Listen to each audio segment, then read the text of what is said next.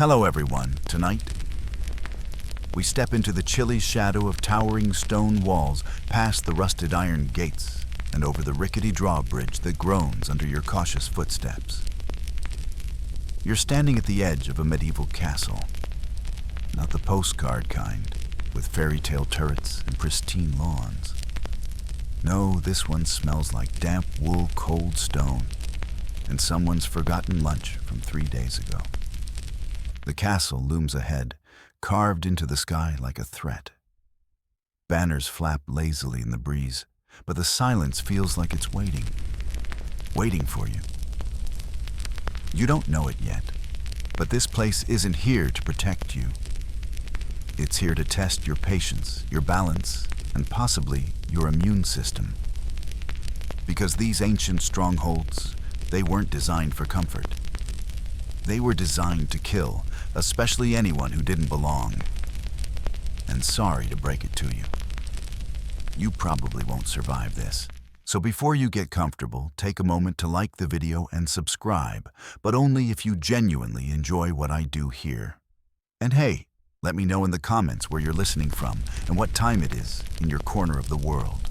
Now dim the lights, maybe turn on a fan for that soft background hum, and let's ease into tonight's journey together. You're standing just outside the gate's boots, sinking slightly into the churned-up mud. The outer bailey is quiet, but not in a peaceful way. It's the kind of quiet that warns you not to get too cozy. You glance at the drawbridge.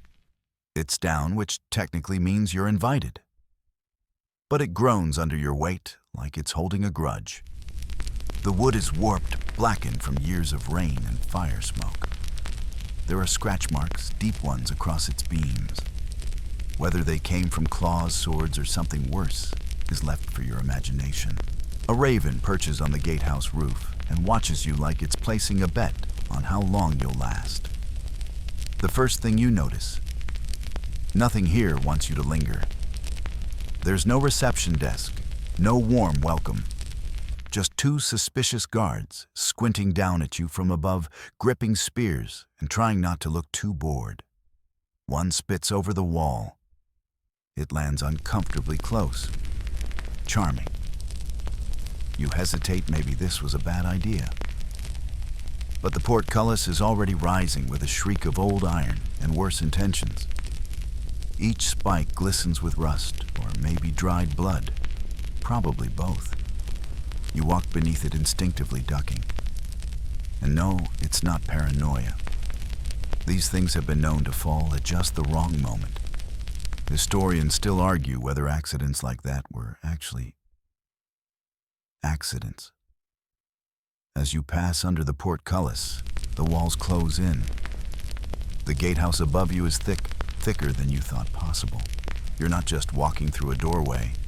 You're walking through a narrow tunnel lined with traps. The ceiling is dotted with holes, innocent maybe, until someone up top decides you look flammable. Ah yes, murder holes. A charming medieval invention that allowed defenders to dump boiling water, hot sand, or worse, melted lead straight down onto enemies. You're not sure what's worse, the name or the smell lingering around them. You speed up. Once inside, you're in the outer courtyard and immediately greeted by nothing. No music, no warmth. Just wet stone, the faint stench of manure, and a chicken that looks at you like it owns the place. Castles weren't built for first impressions. They were built for defense. Every path is twisted, every stair unpredictable, every tower deliberately offset.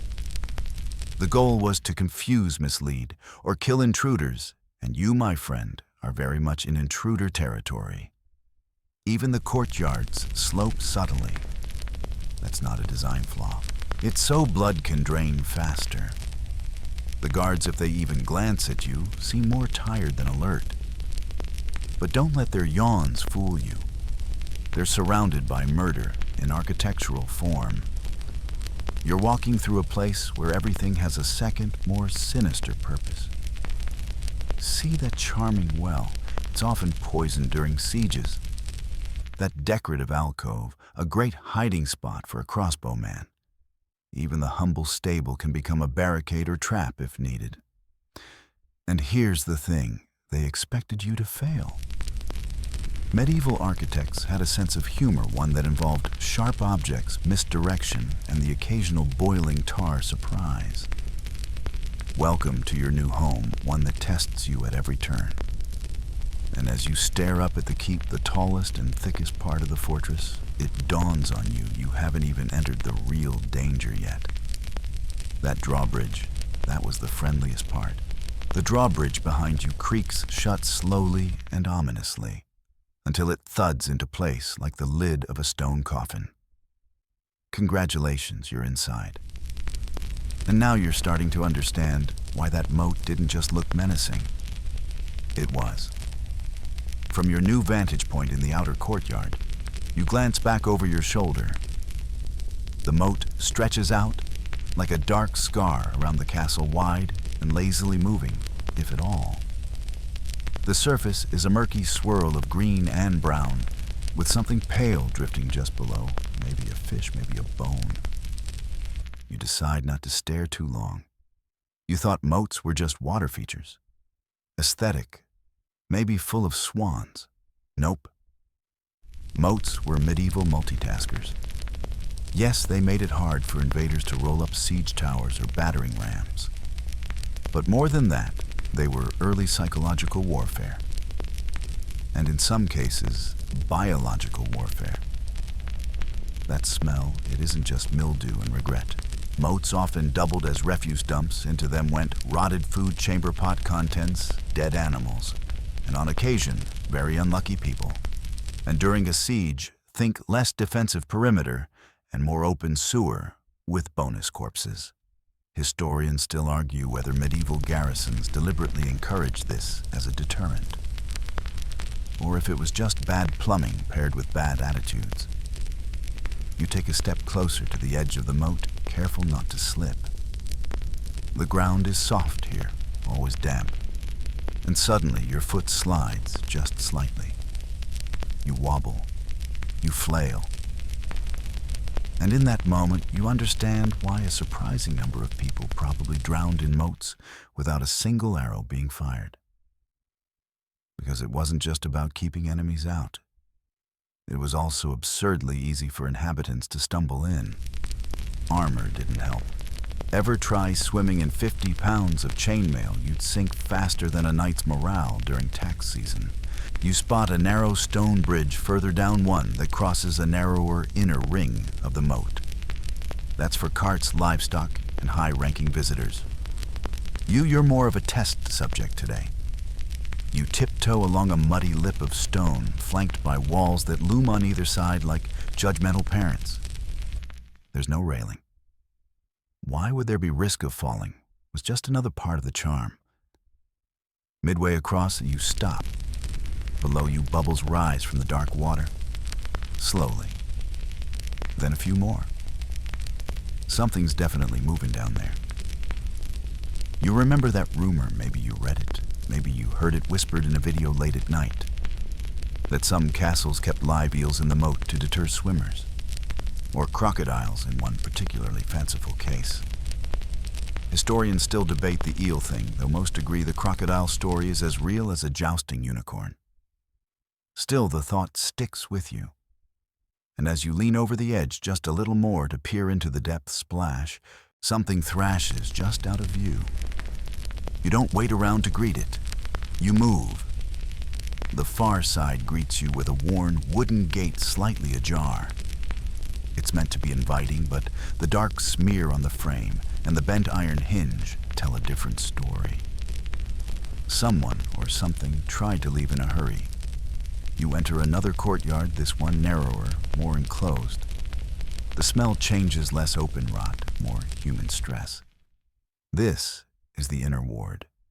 Closer to the keep, closer to where the real business of the castle happens. The air is thicker here, like it's been breathing itself.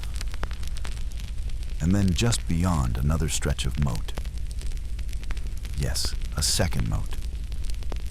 Because if you thought one was excessive, you clearly weren't planning for marauding armies, plagues, or nosy neighbors. Some castles had concentric moats rings within rings of defensive dread. If you escaped the first, you'd be cold, wet, tired, and immediately staring down another death trap with soggier shoes. This inner moat is narrower but steeper. The walls rise almost vertically. The path over it is a plank bridge barely 3 feet wide, slicked with rain.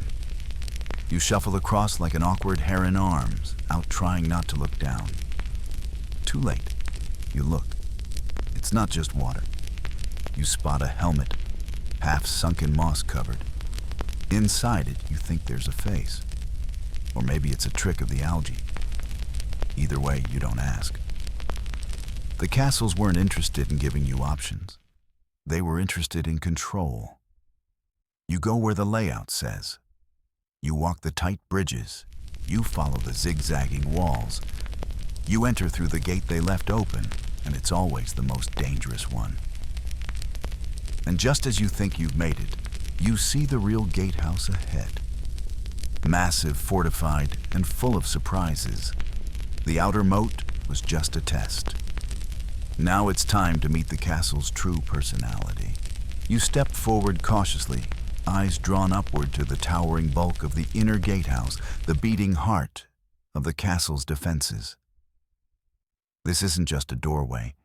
It's a medieval funhouse designed by someone who really wanted you dead. From a distance, the structure looks impressive. Up close, it feels menacing. Layers of thick stone wooden supports blackened by time, and iron fixtures that suggest someone had serious trust issues. The twin towers that flank the gate rise like clenched fists, and the portcullis, yes, another one is wedged halfway down, as if it's still deciding whether to let you pass or skewer you out of habit. You hesitate beneath the overhang. There's something unsettling about standing here in this narrow stone tunnel with the sky blocked by the ceiling above, and your only exit blocked by the portcullis. It's the kind of place that makes you feel like prey. And then you feel it. Drip, right on your shoulder. You look up. That's when you notice the murder holes. No, really, that's their actual name. Set into the stone ceiling above the passageway, these openings allow the defenders on the floor above to drop a whole range of unpleasant things onto anyone unlucky enough to be below. Think hot oil, boiling water, rocks, quicklime, or even just a well-aimed toilet bucket. Historians still argue whether hot oil was actually common or if it was too expensive and impractical. Either way, something definitely came out of these holes, and none of it smelled like lavender. You shuffle forward, shoulders hunched like an overcautious turtle. There are no guards in sight, but that doesn't mean no one's watching. You've seen enough movies to know don't trust the silence. Another drip hits the stone beside you. This one smells like soup. You decide not to investigate. The walls around you narrow even more as you continue. It's a clever trick. If attackers made it this far, they'd have to squeeze in tight, forming a bottleneck. And while they bunched up in confusion, the defenders above could rain down misery from murder holes, arrow slits, or even hidden trapdoors in the upper floors. It's like being funneled into a blender, just with more Latin prayers being shouted. Then you spot something that makes you slow your steps. Small, square openings in the wall just at chest height. Innocent looking. Until you realize these are loopholes, narrow vertical slits that allow archers or crossbowmen to fire at anyone in the passage without exposing themselves. You peer through one and immediately flinch. On the other side is a deep shaft leading who knows where, but it's lined with old scorch marks. You're guessing this wasn't used for mail delivery. By the time you finally emerge from the tunnel and into the next courtyard, you're sweating, and not just from nerves. The temperature inside the gatehouse was stifling. That's by design, too. The walls are thick, but the airflow is not generous. It's like walking through someone's stone lungs. Just beyond a pair of guards are sparring with wooden swords. You pause to watch them. One blocks high, ducks low, and then shouts something in Norman French. The other promptly trips over his own feet and lands flat on the ground with a thunk. A third man, likely a sergeant, laughs until he coughs. A lot. Into a rag, which he then stuffs back into his tunic. Cozy. You edge past the sparring ground and find yourself staring up at a narrow, winding staircase carved into the wall of the tower beside you. It looks innocent enough, but of course it isn't. You place your foot on the first step. It's slippery, deliberately so. Welcome to another of the castle's charming death traps, killer stairs. These spiral staircases weren't just an architectural flourish, they were weapons. Designed to ascend clockwise, they gave right-handed defenders the majority a major advantage. As they retreated up the stairs, they could swing their swords freely. Attackers climbing from below had their sword arms constrained by the inner wall and barely any room to maneuver. And don't even try to run on them. The steps are uneven, just irregular enough to break your rhythm. Some are taller, some are shallower, and a few are chipped just enough to twist an ankle if you're not watching every footfall. Which of course you aren't, because the ceiling is low and your forehead just made intimate contact with a protruding stone beam. You rub the growing bump and mutter a quiet apology to your ancestors. They survived this. Somehow. At the top, the stairwell opens into a narrow hallway. You pause again to breathe, partly from exertion, partly from the faint reek of something pickled and long forgotten. You're deeper in now, past the first moat, through the gatehouse, beneath the murder holes. You've climbed the killer stairs. You made it through the front door, and that's where the real danger begins. The hallway before you feels strangely tight, even though you're not technically underground.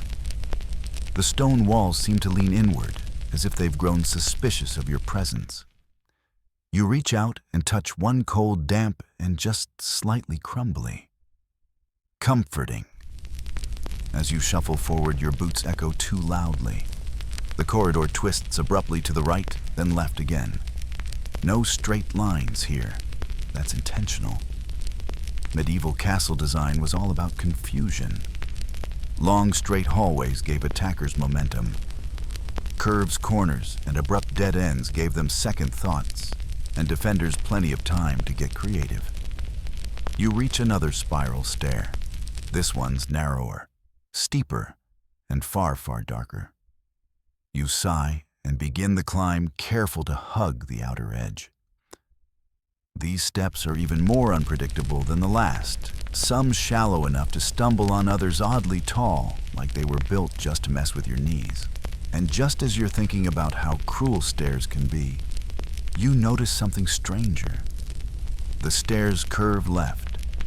You pause. Wait. Didn't the last ones curve right? They did. And here's your fun fact of the night. Some castles had intentionally reversed spiral stairs in certain towers. Why? To disorient invaders, who might have broken through one wing and then charged up a different stairwell expecting the same architecture. Surprise, now your sword arm's useless again. Historians still debate whether this was brilliant defense or just a symptom of builders being aggressively inconsistent. Either way, you're starting to suspect the entire castle is a booby-trapped maze, and you're the cheese. You reach the top and are greeted by nothing. Just a landing with 3 doors and no labels. You pick the least suspicious-looking one and push it open. Immediately, you're hit by a gust of cold air and the unmistakable stench of old stone and wet animal. You step into what appears to be a hallway, though your feet tell you otherwise, because the floor is not okay. You look down. The stone slabs under your boots vary slightly in color texture and stability. You shift your weight. One tile groans, another one wobbles. You freeze. Fake stones were a thing. Some were removable for hidden compartments. Others were designed to collapse under weight, sending unlucky guests down into oubliettes, those infamous forgetting holes where prisoners were dropped and well forgotten, often without food or ladders. You shuffle carefully, now eyes darting to the joints between stones, checking for gaps, irregular seams, or yes, rust stains. Always a bad sign. Halfway across, you test one slab with the tip of your boot. It shifts. Beneath it is only darkness and a faint smell of damp rope. You decide not to continue in that direction. Instead, you edge toward the wall, placing your weight on stones that look reasonably solid. You hug the wall, because walls don't lie, right? Except this one does. You pause again, something feels off. The wall to your left is unusually smooth, too smooth. You reach out, press gently, and a section gives way with a soft click. Oh, it's a hidden passage. You peer inside. Just enough space for a person to slip through. No torchlight, no air. Just an unspoken invitation to vanish forever. Castle walls often housed secret corridors, escape routes, or murder routes, depending on your level of optimism.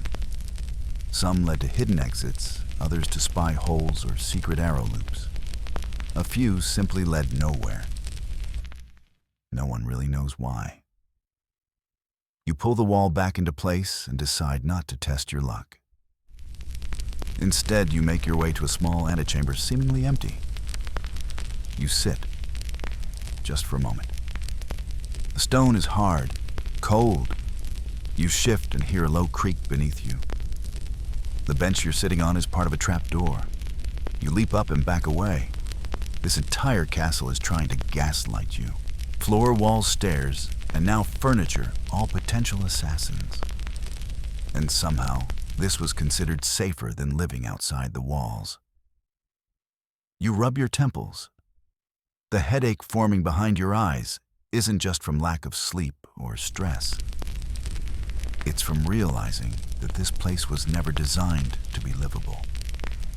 It was designed to be survivable, barely. You weren't meant to thrive. You were meant to endure in between bouts of conflict storms and poorly seasoned porridge. And you haven't even reached your sleeping quarters yet. You leave the cursed bench behind and enter what looks like a modest hallway. No traps, no fake walls, no murder holes overhead. Just stone beneath your feet and torches flickering on the walls like they've seen some things and don't want to talk about it. For the first time, you allow yourself a breath of relief. You've been dodging death by architecture for what feels like hours. Maybe things are calming down. Then your foot sinks slightly. You freeze. The stone beneath you doesn't collapse or creak. It just tilts. Subtly. Like it wants you to know it's watching. You lift your foot, test the next slab, and this time it's uneven. Slope toward the wall. Not enough to trip you, unless you're running. Or panic. The floors here are lying to you. It's not just the fake trapdoor or loose ties. It's the psychological warfare. The deliberate disorientation. These aren't flat, predictable floors like you find in a family place. No. These are strategic floors. Some castle floors were intentionally tilted to help blood. Boiling liquids drain out the valleys. Others sloped subtly away from defensive points, so anyone trying to stand their ground would always feel slightly off balance.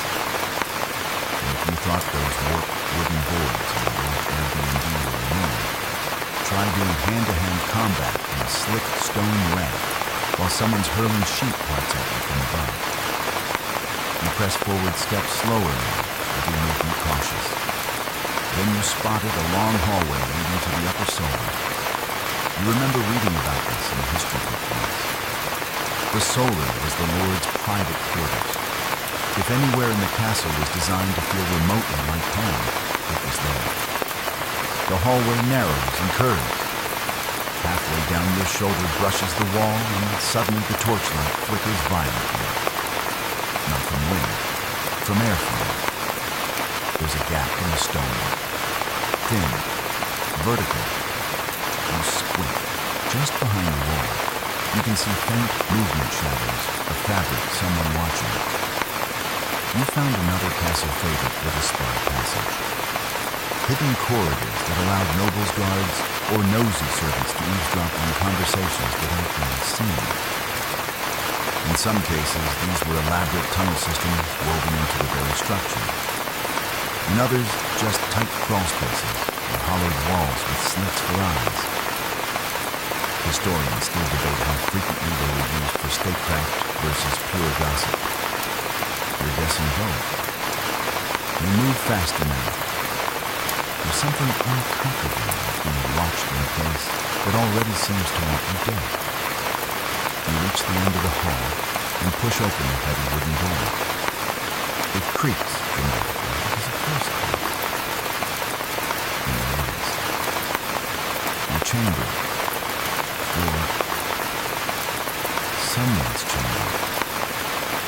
It's hard to tell.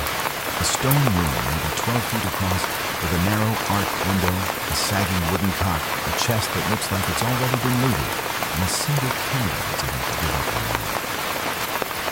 You step inside, and immediately regret it. The temperature drops at least 10 degrees. Instantly. The walls are bare stone, thick, damp, and completely uninsulated. The window lets in exactly one beam of moonlight, and every cold gust of wind can count. There's no glass, just a wooden shutter with gaps wide enough to let in bats' ghosts or both. You sit in the cot. It groans under your weight, and the straw mattress exhales something that smells like mold sweat and possibly mutton. You lie back anyway because you're tired. What else are you going to do? And that's when you realize you're freezing. There's no fireplace here. No furs. Just stone on stone on damp, passive-aggressive air. You wrap your cloak tighter and try to burrow into the straw like a half-frozen badger. And let's not forget, this was considered a nice room. Most castle inhabitants didn't sleep here. They slept in the great hall, shoulder to shoulder with strangers' vermin and the occasional drunken knight. The idea of private rooms was reserved for the elite. And even they didn't have insulation, double-glazed windows, or central heating. Just cold stone, rattling shutters, and maybe a cat if they were lucky. You try to close your eyes. The wind howls through the windows like a banshee auditioning for a ghost tour. A drop of water drips from the ceiling and hits your forehead with pinpoint accuracy. You start to suspect the castle knows where your face is. You shift again, and your foot brushes something. Something soft. You jerk upward. It's a dead pigeon. You exhale sharply, pick it up with the corner of a blanket, and toss it out the window. It flutters downward like a very small, very tragic end. And still, despite all this, you're among your friends. You have a door. Bed. A view. For now. You lie back again, shivering, and stare at the stone ceiling. If you make it through the night, you stay outside. Because morning means using the toilet. And that's a death trap of its own. Dawn creeps in like a guilty thief, soft gray, and far too early. You're awake before it even arrives, because the wind had never stopped moaning through the window asleep, and your pillow, if you can call it that, might be filled with crushed turnip. And now nature calls. You've starved. For obvious reasons. You try to will your body to not need this. But medieval digestion waits for no one, and the goose stew from last night has declared midnight. So you rise from your bed, or rather your mildly haunted straw cloth, and look around you. No chamber pot, no bucket, not even a suspiciously dark corner. That means one thing, you're going to have to use the castle toilet. Ah, yes. The garden. You head back into the hallway, still half wrapped in your cloak, and shuffle toward a narrow side passage that drops off into darkness. The air grows damp and acrid, tinged with something that smells faintly of cabbage and despair. Eventually, you reach it. The castle's solution to indoor climate. From the outside, the garderobe looks like a charming stone alcove with a small wooden bench. Picturesque if you're standing in the past and have never encountered a flesh wound. But as you step inside, the truth reveals itself. There's a hole. Just a hole. Carved straight through the stone suspended over the outer wall. You can actually see the mist swirling below. Somewhere down there is the moat, or maybe the ditch, or maybe just a really unfortunate time of everything that came before you. You take a cautious seat, trying not to put your full weight on the timber plank. And you understand now why medieval people wore layers. For warmth, yes, but also for splash protection. Here's the fun part. Enemies knew about guard ropes. Some were bold enough to climb up through them during sieges. That's right, there are recorded attempts of soldiers using the waste chute as a vertical tunnel to infiltrate castles. Historians still argue whether any of them survived long enough to say worth it. You try not to imagine the consequences of falling, or slipping, or the board cracking. But you do imagine it anyway. You imagine being remembered for centuries as that one guest who plunged headfirst into the mud from the toilet. It's not the legacy you want. And then there's the cold. The stone is ice. There is no privacy curtain. The wind whistles in from underneath, which is both horrifying and oddly musical. Somewhere above a raven cackles. You're not convinced it's not laughing at you. But worst of all, you're not alone. From the shadows behind the garderobe stone frame, something skitters and flees. Rats. Of course. Because what's medieval waste without rats? You finish as fast as possible, which is not fast enough, and nearly tumble as you scramble out of the garderobe and back into the corridor. You don't even care about the draft anymore. The rats can have it. You're done. You lean against the wall and take a breath. Then, immediately regret it. Because now you've remembered that the walls are made of centuries of filth. These stones have absorbed everything, smoke, sweat, food, and definitely more than one regrettable stew explosion. Some castles tried to mask the stench. Herbs, straw, even burning pine resin were used in certain corners. Others didn't bother. You didn't come to a castle for aromatherapy. And let's not forget the reuse of garderobes. In some towers, especially where space was limited, garderobes were stacked vertically, as in a toilet over a toilet over a toilet. Guess what happened when the top one overflowed? Gravity happened. You trudge away, determined to forget everything you just experienced.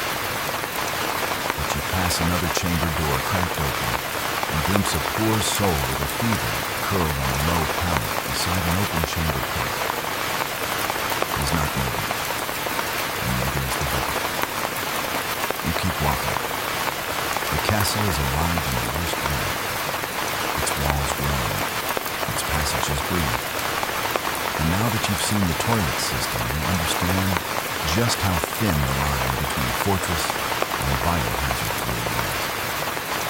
You climb another flight of stairs trying not to feed it. You fail.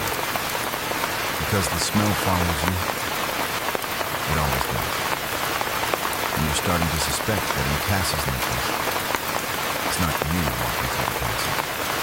It's the castle walking through you.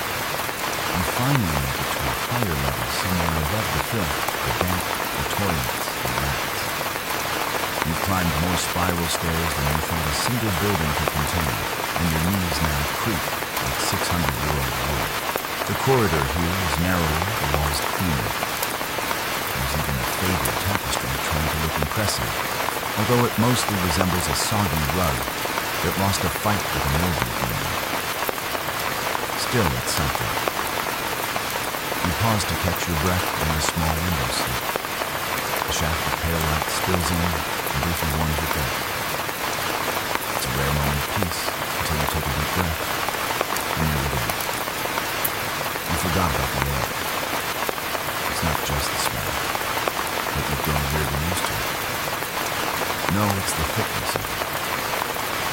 The air inside this castle doesn't move. It lingers. It wraps itself around your lungs like a damp wool blanket that someone sneezed on during a plague. Castles weren't built for ventilation. They were built for defense. Remember, windows were arrow slits, doors were thick enough to block a battering ram, and chimneys were rare and often clogged with soot. So the air just stuck around, and so did the smoke. You pass through a chamber where a brazier still smolders from the night before. The coals are gray, the heat barely noticeable, but the air in here is dense with smoke. Not the romantic fireplace crackle and mulled wine coming out. For your lungs are filing a complaint kind. Medieval castles were notorious for poor indoor air quality. In the winter months, everyone would huddle inside, keep the fires burning day and night, and close every door and shutter to hold their heat. The result, an interior atmosphere that was part oxygen, part ash, part animal dander, and part whatever was decaying into the floorboards. You cough once, then twice, and then again. Around the corner you hear another cough, a deep ragged one. You peek into the adjacent chamber and see a woman hunched over wrapped in a fur blanket, her face pale and eyes sunken. She's not sick in a modern treatable way. She's sick in the, oh no, she's got medieval lung hair. Doctors in the Middle Ages blamed everything from bad humors to sinful air for respiratory illness. And while they were wrong about the reasons, they weren't wrong about the results. In a castle, you breathe in smoke from fire, fumes from unwashed bodies, spores from mold, and unfiltered breath from everyone in your shared sleeping quarters. Young historians still argue whether the widespread use of incense in castles was for religious ritual, or a desperate attempt to mask the smell of everything else. You pass a hallway where rushes dried plants, often scattered in floors to absorb nestling in the edges. These were sometimes mixed with herbs to freshen the air. But let's be honest, even the most valiant sprig of lavender can only do so much when someone just vomited eel stew in your eye. And let's talk about candles. You think they'd help light, soft, lighting, calming scent, right? Most castle candles were made of tallow-rendered animal fat. They smoked, they sputtered, and they leaked. Think beef-flavored air freshener with the subtle grace of a frying pan to the face. And you needed a lot of them. Castles were dark even during the day. Stone walls don't bounce light. They absorb it like secrets. So everywhere you went there were flickering, smoky, vaguely greasy flames, staining the air with a fuse that never quite turned. You make your way toward a balcony and push open a set of stiff wooden shutters. Fresh air slams into your face like a cleansing slab. It's glorious. You take a deep inhale. Cold, yes, but clean. You can actually smell something besides damp stone and expired air. Trees maybe, horses, light. The old courtyard bristles with servants' animals, and confused dirt from the cloud top. You're tempted to stay here, to just lean on the balcony air and breathe. But even this moment of relief is short-lived. Because one of the guards walks by and coughs on the back of your neck. And just like that, you're back in it. You re-enter the hallway sighing as the castle seems to exhale with you. This place is many things fortress home track, but it is not breathable. And as you move toward the kitchen, guided by the scent of something vaguely edible, you realize something chilling. If the air is this bad, what's the food going to be like? You follow the scent like a hungry bloodhound, half hopeful, half afraid. It's definitely food, or at least something hot. Possibly once alive. Maybe even intentional. The corridor turns again, and you descend a short flight of stairs that end in a thick wooden door. You press it open and step into what can only be described as the loudest, sweatiest corner of the underworld. Welcome to the castle kitchen. It's chaos. There are fires burning in 3 separate hearths. None of them seem particularly under control. A copper pot boils furiously content, sloshing out in random tantrums. A boy with burns on both arms is hurling carrots into a cauldron like he's late for a medieval cooking show. Somewhere, a goose is honking in protest. It may or may not still be alive. You take a step in and are immediately hit by the heat. It's not the cozy warmth of the campfire. It's humid, relentless, suffocating. The air clings to your skin like a layer of soup, which ironically is what's being cooked 10 feet away on an iron vat the size of a bathtub. Your boots stick slightly to the floor as you walk gracefully. The broth? There's something unmentionable that's been stewing there since Richard the Lion. A scullion races past you holding a tray of raw eels, and you instinctively flatten against a smoke-stained plate. This kitchen is not built for safety. It's built for volume. Castles housed hundreds, sometimes thousands of mouths to feed. Nobles, servants, soldiers, guests, and of course ladies. And they all wanted something hot nowadays. That meant round-the-clock fire's knife work with the speed of light and burn injuries as a way of life.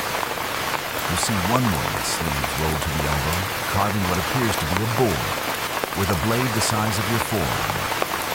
Her fingers are stained with something red, hopefully wine, and she is absolutely singing through a nosebleed. She doesn't even seem to know. Someone bumps you from behind, and you turn just in time to avoid a splash of boiling water tossed casually from one pot to another. No warning, no heads up, just airborne liquid death. Historians still debate whether castle cooks were the most undervalued workers in the system, or just the most dangerously overcaffeinated.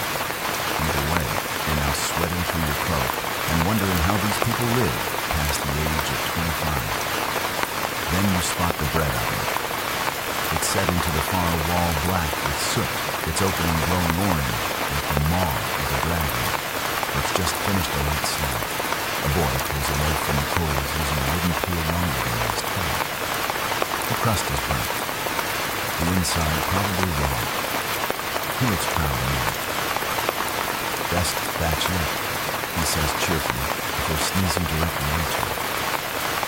And let's talk about sanitation. Or rather, let's not talk about it because it didn't exist. There are no sinks, no soap. Just a basin in the corner full of gray water and half a turnip. Hands are wiped on Rickman's tunics or the back of someone else's head. One cook sneezes into a pile of chopped onions and shrugs. Another drops a knife, picks it up, and immediately returns to gutting a fish. You try to sidestep into what looks like a storage area, but it turns out to be a pantry filled with cheese wheels hanging in at least 8 tacks. One of them stares at you like it knows your browsing history. And then there's the meat. Oh, the meat. It hangs from hooks along the beams, some of it fresh, some not. Flies hover politely. There's no refrigeration, obviously, so fresh in this context means we killed it today. And we're cooking it now or never. Aging meat, not a culinary choice. Just Tuesday. You back away from the suspiciously green chicken and nearly knock over a barrel labeled fish sauce. It smells like someone pickled regret in a boot. You suddenly remember garum, the fermented fish sauce of ancient Rome, is still in occasional use centuries later. Some castles tried to revive the trend. They should not have. You finally spot a chunk of bread and cheese left unattended on a wooden platter. Against all better judgment, you take a bite. The bread is dry enough to cut your gums. The cheese is sharp. Sharp enough to fight back. You swallow hard, unsure whether you've eaten something nourishing or created a new species inside your stomach. And yet, somehow it's comforting. This kitchen, for all its hazards, all its bodily fluids, all its questionable hygiene, is the warmest place in the castle, literally and emotionally. People are shouting this, but they're working, feeding, surviving, laughing, sometimes cackling. But that might just be the head cook. You're not sure if she's completely human. You finish your bread, nod politely to the turnip boy, and back out of the kitchen with the caution of a soldier leaving an active battlefield. As you climb the stairs again, the smell of smoked cheese and mild panic follows you like a skunk. And you think, if this is what lunch is like, what secrets are hiding in the chapel? You escape the kitchen with minor burns to your dignity, and what you hope is only cheese on your sleeve. The air in the hallway feels cold and clean by comparison, until you realize it only seems clean, because your lungs are still marinated in the tallow smoke and garlic flavor. You pass a series of rooms tucked into the walls, their doors heavy and uninviting. Then, at the end of the corridor, you spot a simple arched doorway, framed in faded carving, a stone cross above it, worn almost invisible. You found the castle chapel. You enter cautiously expecting silence. But you're greeted by a soft creak, a faint echo of footsteps, and a rustle of cloth. Someone else was just here. Just for you. The room is small, more like a closet than a sanctuary. Narrow benches line the walls uneven and bowed from the centuries of it. A crude altar stands at the far end, little more than a stone slab with a tattered cloth draped over it. A single candle flickers nearby, casting long shadows that dance like whispers. It's not bad, not gilded. There's no stained glass, no glorious acoustic. Just green, damp walls and pervading scents that fill the air. This was where castle inhabitants came to pray and confess to knowing. But it was also where they hid secrets. You step toward the altar and notice the floor beneath it is different. Not new, at least. Disturbed. The stones have shifted, the mortar crumbled in places. One corner is stained a deeper color. You look closer, it's a burial slab. In some castles, noble lords and ladies were buried beneath the chapel floor, a sign of piety power and the medieval equivalent of having your name in a hospital bed. Others, they were just disposed of quietly. Some died in sieges, some of plague, some by accident, some not by accident. In this little chapel, it's had a lot of time to collect the dead. Historians still argue whether the stories of bodies rising during particularly wet winters are rooted in fact or just very tired of it. But after standing here a few minutes, you wouldn't be surprised if the walls started whispering. You move to sit carefully on one of the benches. The wood groans under you. It smells faintly of incense mold and old wood. You lean back only to realize there's a large crack running across the stone wall behind you, onto a faded mural. A saint, perhaps, and a very tired monk holding a book. The paint is flaking, but you can still make out red around the eyes. No paint, just iron-rich seepage. Stone bleeding from the inside out. This place feels like it remembers things. Things you're not supposed to know. You glance at the floor again and notice something sticking out beneath the altar cloth. A small iron key. You hesitate and pick it up. It's cold, surprisingly ornate, and far too delicate for a dungeon or weapon locker. This is the kind of key that unlocks secrets. Maybe a hidden reliquary, maybe a box of love letters from a knight to a nun, or maybe something worse, something someone meant to stay locked away. But this is a castle. And in castles, things don't stay buried forever. You pocket the key. The silence around you feels heavier now. Like it's waiting for you to ask a question you're not ready to hear the answer to.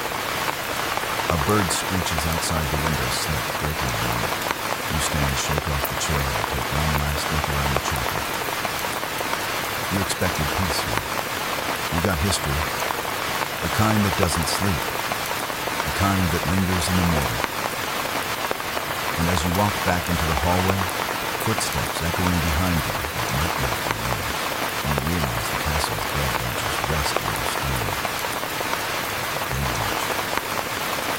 And they're not done telling their stories. You step out of the chapel like someone emerging from a fever dream. Eyes squinting, shoulders tight, as if the stone walls might reach out and whisper. We won't done yet. You shake it off. It's mid-morning now. The courtyard below bustles with movement, servants hauling sacks of grain, soldiers drilling with dulled swords, chickens darting between boots with exactly zero respect for military order. You, however, are focused on life, because hunger is back, not in a polite, perhaps a snack sort of way, but a desperate, body-rattling, low growl kind of way that tells you, yes, we live in a medieval castle now, and yes, that means we risk food poisoning to survive the day. You descend back into the great hall, where the midday meal is being served. It is, if you're generous, a scene of organized chaos. Long wooden tables are packed shoulder to shoulder with bodies, knights clanking in partial armor. Peasants in rough tunics, maids balancing trenchers of stew, and one monk is definitely hoarding bread in his way. You sit cautiously at the end of the table. Before you is a chunk of bread hard enough to qualify as a weapon, a wedge of yellowish cheese sweating quietly in the sunbeam, and a shallow bowl filled with what can only be described as questions of stew. You lean in and sniff. It's warm. It's a good sign. But the contents are empty. You see lentils, maybe. Something green. Possibly parsley. Or possibly a leaf that blew in from the courtyard. Then there's a chunk of what the spoon doesn't help. You take a bite. It's meat. Probably. Maybe yesterday's pigeon. Maybe something from last week. You chew anyway, because hunger always wins. Welcome to medieval dining. Meals were less about enjoyment and more about tactical survival. Flavor is not the goal calorie bar. Preservation, too. Which is why your cheese tastes suspiciously like cloves and mustard. Spices weren't used just to flavor food, they were used to cover up the rot. And the meat smoked dry, salted, stewed, reboiled, and possibly reimagined several times over. Food waste was not a concept they had everything. Nose to tail wasn't a hip culinary trend. It was the default. You take another bite. It's better than nothing. Until you crunch something. You pause. Could be a seed. Could be bone. Could be a tooth. You don't ask. Across the table, two men argue over who gets the last scrap of roast goose. Their accents are thick, their teeth are few, and their knives are already in hand. You suddenly become very invested in the bottom of your bowl. One of them sneezes into his sleeve and immediately grabs a jug of small beer, a weak ale served at nearly every meal, because water, as you've now learned, was often more dangerous than fermented grain. You ask for a cup. They pour it without a word. You take a sip. It's warm. It's sour. It's not bad, honestly. You might be growing fond of medieval beer. A troubling development. You glance around the hall. Everyone's eating with their fingers scooping food onto crusty hunks of bread called trenchers, a combination plate with edible napkin. The oil drips down sleeves. The bread soaks up grease and broth. When they're done, some eat the trencher. Others toss it to the dog. A few leave it for the poor to collect and consume, later soak in someone else's dinner. Historians still debate whether this practice was an act of charity or just laziness. At the far end of the hall, the lord of the castle eats alone for raised days. His portion is cleaner, his meat lightly freshened. But he doesn't look happy. His face is flushed, and he's coughing into his blanket more than once. You briefly consider that you're sharing not just a meal, but an affectionate meal. You stand aloof. You've eaten enough to function. That's all that matters. The room is hot now, thick with body heat smoke, and something you pray isn't cabbage stew vapors. Only there, in the distance. But as you make your way toward the door, a servant passes you carrying a new dish. You glance at it. It's a custard. Creamy. Egg-based. You lock eyes with it and instantly remember that medieval kitchens had no refrigeration-limited egg safety standards and considered curdling a texture no warm. You step outside before your stomach stages a revolt. The sun is higher now. The air outside is fresher. And your mouth tastes of onions and fruit. You've eaten in the medieval castle, which means you're not hungry anymore. You're just on the way. You've survived breakfast, avoided fatal cheese, and now you're back outside, blinking in the bright midday light like a mole dragged from its grave. You might assume it's time to rest. Maybe explore the gardens if the castle has any. Perhaps lie on a sun-warmed rock and contemplate your past life choices. But notice, the castle doesn't care about your comfort. Because right now, it's time to face the kitchen's evil twin, the castle heart. You follow a smoky trail into the great hall of the mist hall, with your eyes staring from the hills. At the far end, dominating the space like an angry dragon, is the main hearth fire roaring, blackening the walls and absolutely misbehaving. The hearth is supposed to provide warmth. It does. In the same way that a volcano provides a cozy ambiance. You approach cautiously. The fire is massive logs, the size of small trees, crackle and hiss in a pit that seems only barely under control. The spit turns slowly, creeping in the rusted iron brackets, with something unidentifiable roasting there. You don't ask. Above the hearth, the chimney yawns open like a cave. Smoke pours upward, then some of it decides to pour back down. Because as you're learning, chimneys weren't exactly perfected in medieval times. Some days they work. Other days they smoke like a paranoid noble under tax inspection. You take a deep breath and instantly regret it. The air is thick with soot, not the clean, cheerful kind you see in Christmas movies. No, this is sticky, cloying, lung-invading soot. You can feel it settling on your skin and your hair behind your eyebrows. This was the reality of castle life. Fire meant survival, but also constant danger. Too close, and you burn your clothing, your eyebrows, or the hem of your dignity. Too far, and the chill from the unheated stone walls will creep in and settle in your bones like a blood. You notice a tapestry behind the hearth, once grand, now darkened by centuries of smoke. The top half still shows knights on horseback. The bottom half is mostly just black, possibly crispy. Historians still debate how many fires were accidents, how many were acts of war, how many were just someone dozing off with a goblet of wine too close to their tomb. Spoiler, it's probably a lot of column 3.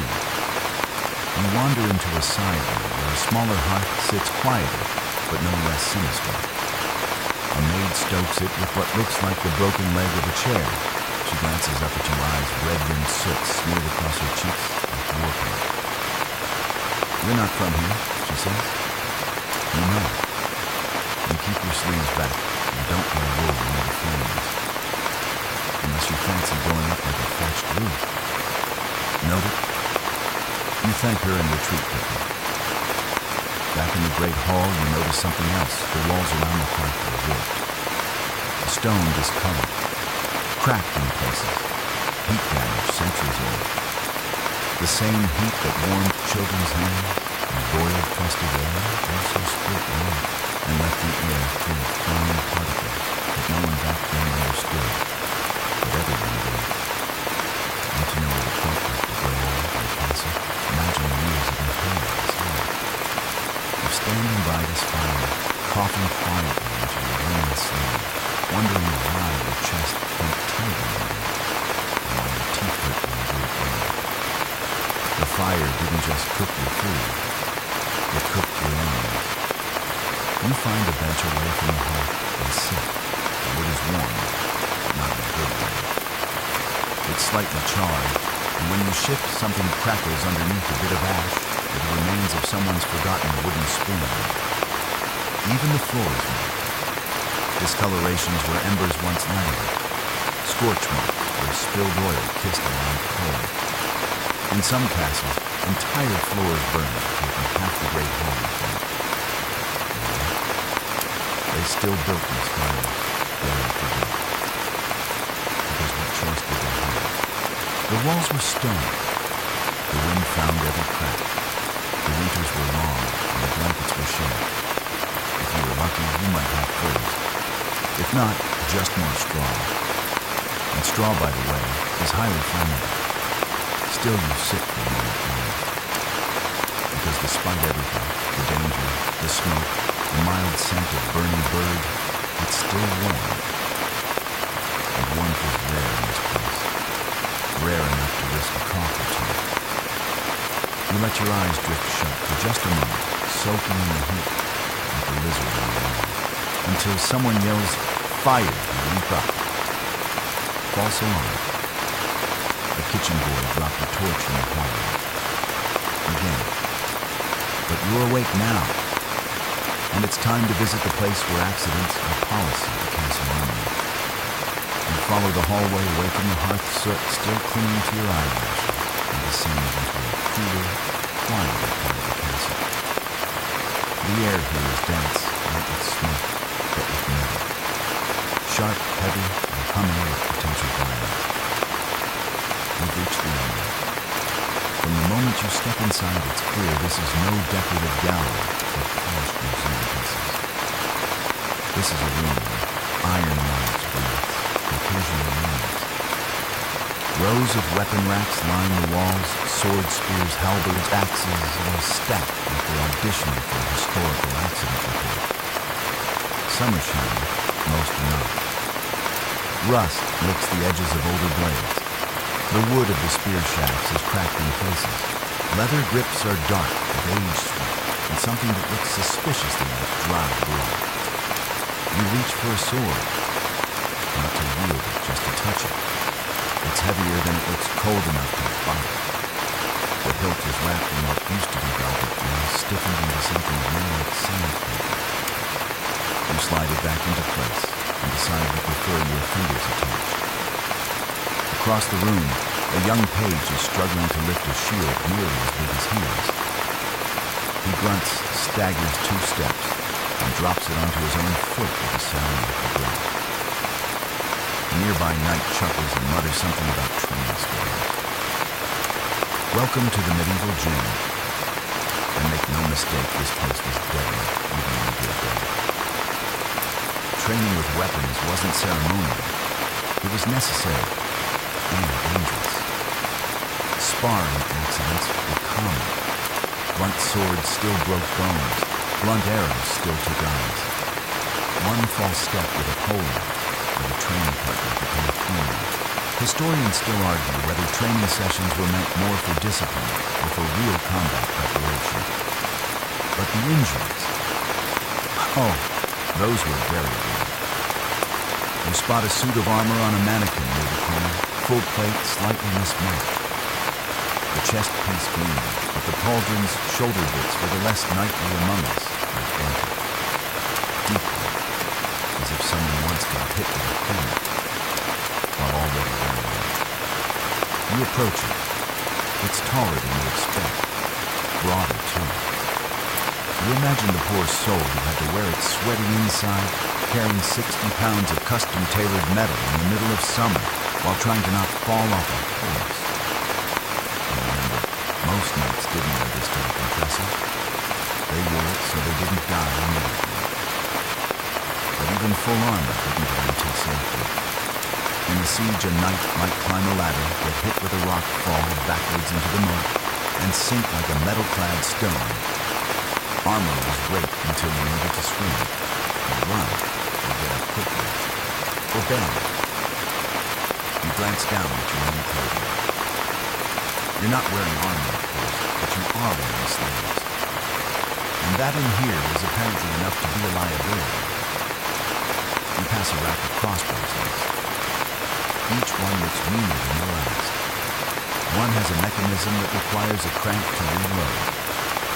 Another has a cracked stock and dried sinew string that looks ready to snap your nose off. Crossbows were revolutionary, powerful, deadly, and capable of punching through armor. You pick one up curious and instantly regret it. The trigger sensitive, and the bolt already loaded. You gently put it back, vowing never to touch things again without explicit training, or perhaps a sound weapon. Near the wall is a table of arrows, but these are no ordinary projectiles. Some are tipped with broadheads meant to slice through flesh. Others are bodkin-point shot and thin, designed for punching through chainmail. There's even a quiver labeled blunt tips for training, presumably. Or maybe just for hitting people you're only mildly mad at. Next to the arrows sits a pile of chainmail tangled like a medieval slinky. You lift part of it, it weighs more than a toddler. Wearing it was like walking around with a wet curtain made of knives. It protected you sure, until it got clogged with mud, or froze in the winter, or snagged in a little raincoat. And don't get romantic about the smell. Chainmail was hard to clean. It often stank of sweat, mold, and battlefield makeover. After a siege, you might as well bury it with its own. A side door creaks open, and an older man steps in, grizzled, missing 2 fingers, and wearing a tunic that might have been white once. He eyes you up and down.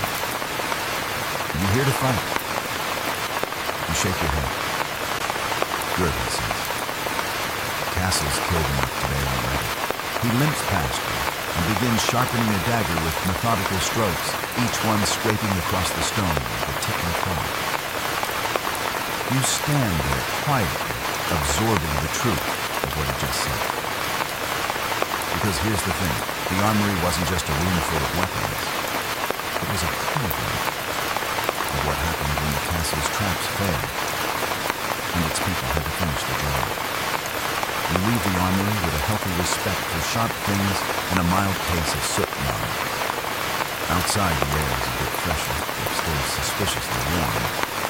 You can hear the clang of metal behind you, someone practicing or someone using a finger. Hard to tell. You climb a short staircase back into the main corridors, searching for somewhere quiet, somewhere less pain. And that's when you hear it. A soft rustling, a faint, rhythmic tapping. You turn the corner and see 2 shapes scurrying across the flagstones, long tails trailing behind one carrying a breadcrumb the size of its head. Ah, the rats are back. But not just rats. You're about to become intimately familiar with every 6-legged, flea-bitten, whisker-twitching, permanent resident of the medieval castle. Because even the rats had scars. Let's start with your bedfellow from earlier, the common flea. It thrives here. The straw bedding you sank into so wearily last night, a resort spa for fleas. Warm bodies, no ventilation, and rarely washed clothing meant that these little acrobats could jump from host to host with the kind of efficiency medieval postal services could only dream of. You scratch your neck. Was that? People in castles rarely bathed. Water was scarce, especially hot water, and bathing was considered something between a luxury and a risk. There was a common belief that opening your pores made you vulnerable to illness, which ironically made not bathing the fastest way to become a plague curve. And if the fleas didn't get you the lice, well, head mice, body mice, even eyelash lice. Yes, that's real.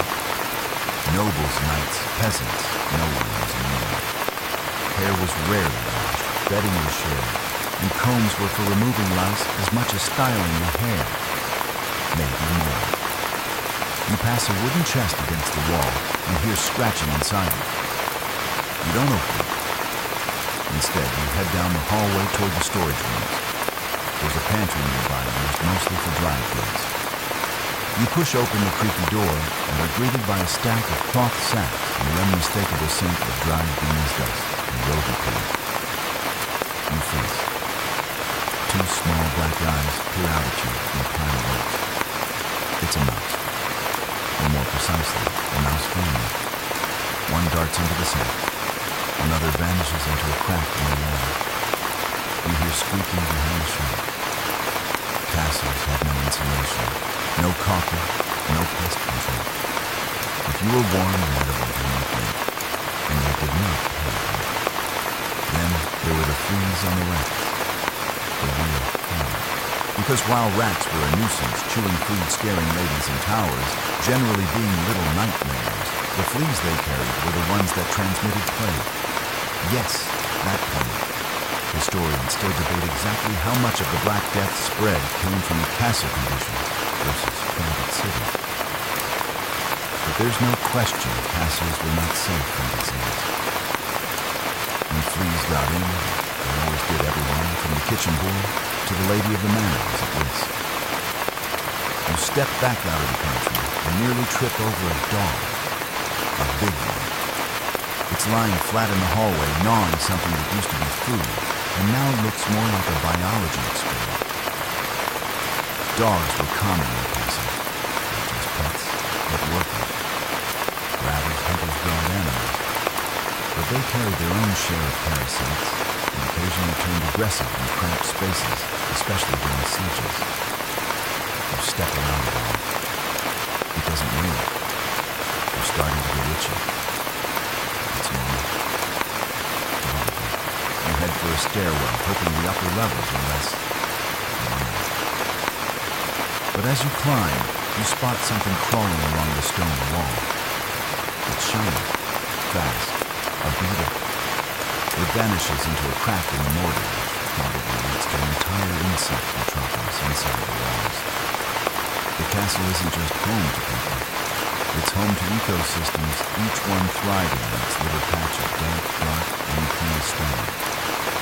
There's even record of people sleeping with ferrets, not as pets, but to control pests. Ferrets would dive into hay piles and bedding to hunt rats like fuzzy little hitmen for honey. You fall asleep to the sound of their claws skittering nearby and hope they didn't mistake your toes for targets. You reach a narrow window and peer out. Fresh air. You gulp it. Then look down and realize there's a dead pigeon on the roof. You stare at it. It stares at you. And somewhere in the distance, a cat howls. You've spent most of your day avoiding sword smoke and suspicious stew.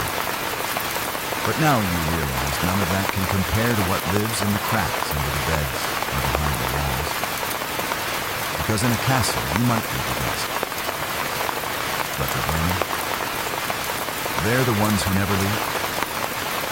You leave the pantry behind with the unshakable sense that something small and whiskered is following you.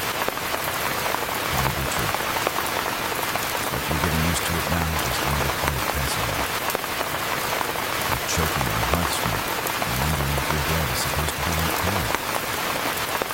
You climb another staircase slightly less lethal than the previous one and emerge into a narrow upper passageway. You think you're heading toward the Lord's chamber, maybe a private audience hall or so.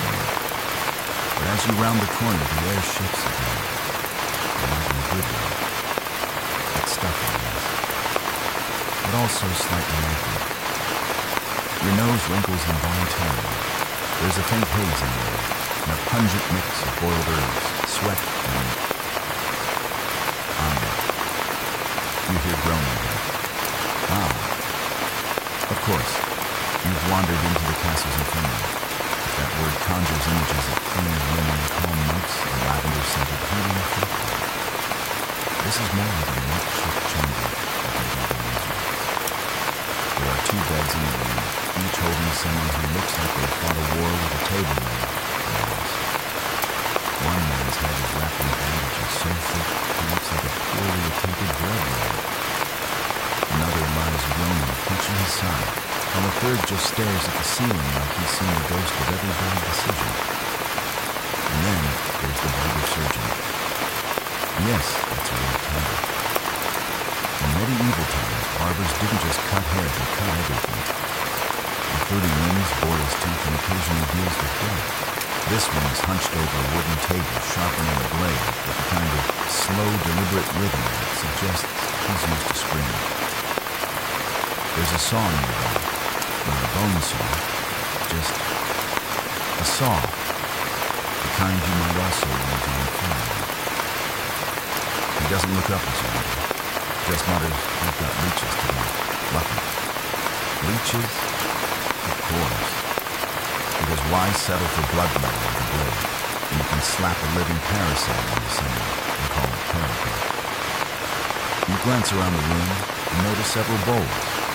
Some contain cloudy water. Some contain not water. One contains something wiggly. You try not to look too closely. And the low-shelf jars are lined up like a bizarre apothecary. One holds dried herbs. Another is labeled fat of goose. One simply reads, powdered money. You blink at that last one. Yes, that was real. Some medieval remedies used ground-up mummified remains, imported stolen, crushed into a pile. Historians still debate whether anyone actually got better or just got significantly worse with flair. A sudden crack interrupts your thoughts. The man in the bed just shifted and knocked over a bowl. The liquid soaks into the floor. The smell says it's not soup. The barber surgeon doesn't react. He's too busy sewing up a wound on someone's arm using what looks like twine. No gloves, no disinfectant. Just a needle, a prayer, and grit. You spot another instrument on the table, cautery. Long and narrow with a scorched end. It's resting on the edge of the heart, heating up like a medieval lightsaber of regret. Cauterization was the go-to for infected wounds, especially when the surgeon ran out of time options or interest in keeping the patient conscious. The smell of burning flesh was common. So was phantom. You hear a retching sound and realize it's me. You step back, breath shallow, and lean against the doorway. But even here, the smells cling to you. Herbs can't mask the infection. Straw can't absorb the despair. And don't think nobles had it better. They just had different problems. Rich folk in castles often trusted in astrology and human healing. That is, if you were sick, it was probably because your black bile was out of balance with your yellow bile. Or Mars was in retrograde. Or you ate too many pears while melancholy. Some believed disease entered through the nose, so they stuffed it with herbs. Others rubbed frog entrails on their sores. Many trusted holy relics. Some just prayed harder and hoped not to sneeze. You step out of the infirmary, finally walking down fresher air. And you realize something chill. If you so much as stubbed your toe here, if you tripped on a stair, or sneezed at the wrong feast, you could end up on that straw mattress staring at the ceiling, hoping the barber surgeon was having a very good day. And if he wasn't, well, you'd be lucky if they buried you in the chapel and didn't just roll you into the night. You've seen the kitchen's burnings, the garderobe's abyss, and now the surgeon's saws. Surely you think there must be a place of peace in this place of rest. A moment of stillness. You're right. Because next comes the sound. Not birdsong, not distant bells, not even the peaceful murmur of the wind in the trees. No. You hear scream. Not one person scream. It's the background music passing off. You follow the sound more curious than good and find yourself in a loud and courtyard. It's full of activity. No one is panicking. and yet the noise is constant, layered over layer. It's people, it's movement, it's training. You hear the rhythmic clang of swords on shields, the shouts of sergeants barking orders, the thwack of arrows hitting strong targets. A boy cries out as his knife flares flying. Laughter follows. Rough and repelling. And then there's construction. Yes, even in peacetime, castle life is loud. A man drags timber across stone. Someone hammers a new support beam into place over the well. Two servants argue about whose turn it is to scrub the steps. A goat bleats from the rooftop. Somewhere someone is singing. Badly, your head spins. There's no silence in the castle. Not during the day. Not at night. If it's not training drills, it's smithy hammers. If it's not hammers, it's kitchen clatter. If not that, then bells everywhere. Always bells. Bells for prayer, bells for curfew, bells for the pig, God almighty. Historians still argue whether the average medieval person had better hearing than we do today, or if they simply went half-deaf at the age of 30 and called it a blessing. You step toward the training yard and watch a group of boys, no more than 10 or 11, swing wooden swords at one another. One is crying, another is bleeding from the nose. A third has a look in his eye that says he's going to be king someday or die trying. These are pages, the very youngest tier of the knightly food chain. Born to noble families, trained from the moment they could walk in swordplay horsemanship, how to survive emotional neglect and shame. You watch them practice a formation, tripping over one another before a knight in training shouts something unintelligible and knocks a boy's feet out from under him. Down he goes. The dust flies. No one stops. You step back, almost stumbling into a man carrying a bundle of spears. He scowls. You apologize. Even accidentally existing in the wrong place here is a cause for suspicion. You think of bedtime. You think surely the castle quiets down at night. And then you remember slowly. Dozens of people sleeping in the same hall on the floor, on pallets. Children crying dogs, switching shifts, rats, chewing dogs, barking. Someone coughs into the night, and someone else prays not to touch it. Silence is enough. Even the chapel isn't silent. You swear you heard it breathing. You walk along the edge of the yard and pass by the smithy. Sparks fly from the doorway. Iron hits iron. The blacksmith, shirtless, glistening, and vaguely terrifying, beats a horseshoe into shape while muttering to himself. His apprentice runs past you, holding tongs and trying not to drop a still glowing dagger. You duck away. Your ears ring. Your shoulders tense. And for a moment, you understand something essential. Peace was never the goal. Not in a place like this. Castles weren't meant to be peaceful. They were meant to withstand war, and in doing so became their own kind of battle. Every person in this courtyard is practicing preparing. The scream. It's just another Tuesday. You pass a cluster of women scrubbing linens in cold water, their hands red, their eyes distant. One is singing softly under her breath. A lullaby, the only voice not raised. But even that is overpowered by a sudden bell toll in the chapel. Another hour gone, another task due.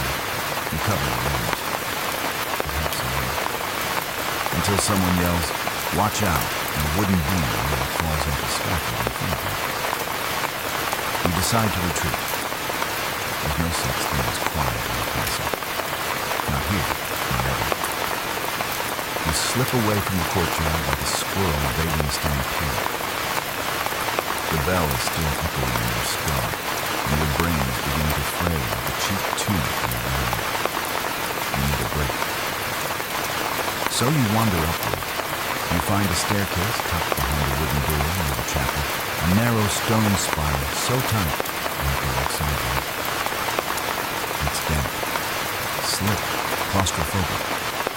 Your shoulder scrapes the wall, your knees complain, and your heart mutters something about betrayal.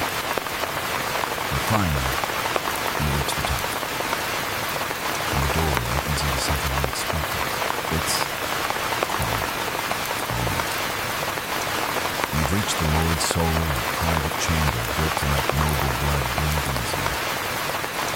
It's one of the few places in the castle designed for something vaguely resembling comfort. The walls are still stone, yes, but someone's tried to warm them up. Tapestries hang here, bright, intricate ones, showing scenes of hunting, feasting, and one baffling image of a man fighting a fish. A woven carpet covers part of the floor. It doesn't match anything else, but hey, it's so. The fire crackles gently in the hearth, and beside it sits a chair so elaborate you might as well have a crown on top. It's empty. The cushion's faded, but still fresh. You sit, and for a fleeting moment, this room feels safe. And you look around and realize not safe. Just safer than the rest of the castle. On a nearby table lies a goblet of wine, half finished, and a wax tablet scrawled with notes in a leafy hand. It's a letter, numbered, named. Someone's been keeping track of debts or supplies.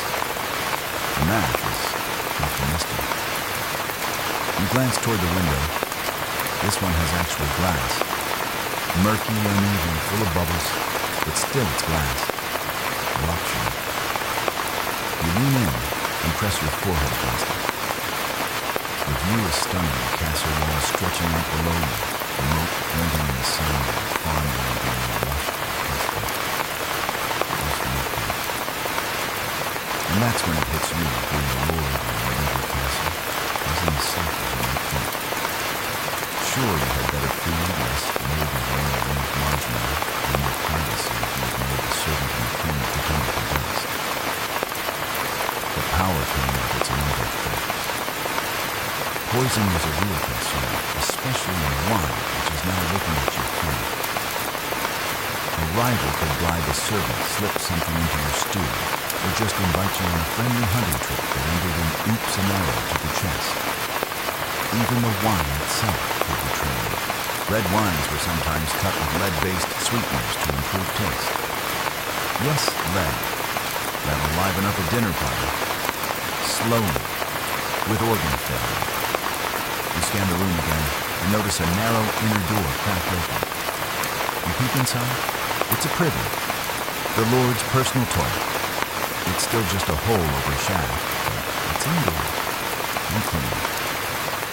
You nod respectfully and close the door. But not before you notice something else. The smell of herbs. Lavender, rosemary. Bay leaves hung in bundles from the ceiling. These weren't just for fragrance. Nobles believed herbs warded off plague and bad humor. In reality, they mostly masked the smell of everything. You sit again, your shoulders up, and then you hear a soft cough from the other side of the screen. You wonder why. The servant rises from behind the screen where she's been resting pale thin, wrapped in layers of linen. She bows awkwardly and disappears for a back corridor. She didn't speak. You get the sense she's been there a long time. Listening, watching, waiting. You wonder how many people pass through this room with secrets. The Lord himself doesn't sit here and scheme plot marriages, war, or just stare out the window and wonder how he's supposed to pay the men guarding the gates when the grain stores are low. And his cousin in the north is suddenly very interested in its succession. You glance at the ledger again. So many numbers. So few answers. Historians still debate how much control medieval lords truly had. Some ruled with iron fists. Others were puppets of wealthier nobles and churchmen, and their own households. Power didn't mean freedom. It meant paranoia. You rise from the chair. The seat is warm, and not from the fire. You don't like that. As you step out into the hallway, the air shifts again. The castle doesn't want you resting for long. You've been up in the clouds. Now it's time to go beneath the clouds. where things get truly dark. You leave the solo with one last glance over your shoulder, half expecting the chair to turn on its own. It doesn't, but the cushion still looks suspiciously sunken. You pull the door shut behind you and descend. Down through the tight spirals again, past a corridor with no windows, down another flight, steeper, darker. The air cools, and then it cools again. You're heading into the lower levels now. But close enough for the stone to slip. And when you turn the final corner, you find something almost worse than chains or skeletons. You find a wall full of holes, not accidental ones, not for airflow. These are arrow slits. Dozens of them narrow on the inside, wide on the outside, a reverse funnel of death. They face outward from the castle walls angled just so. Perfect for a defender to find out. Very hard for an attacker to find out. And you realize you're in the defensive guts of the castle. A place no guest ever sees, but every archer knows intimately. It's an ambush room. Every corridor, every platform, every hole in the stone is built with one purpose, to turn invaders into pincushions. You walk slowly, peering through one slit. The view is incredible. Rolling green hills, a distant tree line, a lazy road, winding like a ribbon. You can see from miles. But if anyone out there looked in, they'd see nothing. These slits are called loopholes, not just in a legal sense. A bowman could fire down on enemies without exposing himself. And if he was smart, he had a supply of arrows boiling oil, or worse, tucked just behind him. In some castles, there were even murder balconies built into the outer walls, small protruding chambers with trapdoors on the floor. Attackers could gather beneath, trying to force open the gate. And then, whoosh, hot sand rocks, or whatever creative horror the defenders had on hand, would rain down like medieval confetti. Historians still debate whether boiling oil was truly used. Often it was expensive after all. But there are enough records of defenders throwing hot sand, quicklime, or even beads to make you pause at the creativity of human cruelty. You keep walking the ceiling, dropping slightly the farther in you go. You have to stoop now and the walls begin to melt. Not ideal for comfort, but perfect for bottlenecking invaders. A scream here could echo for miles and never be heard. You stop at a sharp corner, another design feature. Castles rarely had straight lines inside. Sharp angles slowed, advancing soldiers made siege engines useless and kept arrows from flying too far. It's not just smart, it's more. The walls here are marked with scratches, deep ones, not decorative, not symmetrical. You run your fingers along them. Could be from a sword, or a desperate fingernail. Maybe both. And you find something else, a small wooden door built into the lower part of the wall. You kneel, creak it open. It's a weapon stash. Not large, just a few spears, a crossbow, a pile of stones, and a jar. You open it. Pitch. Thick, tar-like flammable. For lighting torches. This entire section of the castle is armed to the teeth. And if you're not familiar with it, if you're not trained to move through it, you'll get lost, or trapped, or caught between defenders and dying attackers, and not know who's aiming at who anymore. You backtrack, slowly. The quiet here is oppressive, not peaceful. Loaded, you imagine a scene. Imagine standing there, waiting, hearing the shouts outside, the drums, the first slam of the battering ram. You shoulder to shoulder with other defenders, barely breathing, heart-pounding hands, gripping a bow or a rock or a pot of foul-smelling whatever. You wouldn't have slept. You wouldn't have eaten. You'd be running in fear and stale air, and the knowledge that this stone corridor is the best in the world. And it's still so dark. One candle every 10 paces. the walls suck in light like a breathing place. You finally emerge into a wider chamber. Low ceiling, cold. 2 racks of weapons here and a large grating on the floor. You look down. It's a drop shaft. Maybe for rafters. Maybe for prisoners. Maybe for something else. You don't stay long enough to find out. As you climb back toward the upper levels, you glance backwards and realize the castle's worst weapon beneath the sword. There were the walls, the shadows, and the men who knew how to use them. You emerge from the underbelly of the castle like someone being born there, but through a room made entirely of damp rock, bad intentions, and possibly bad. The light outside the motor corridor feels too bright for you, too cheerful, suspicious. But you push on with it, and it hits you to smell.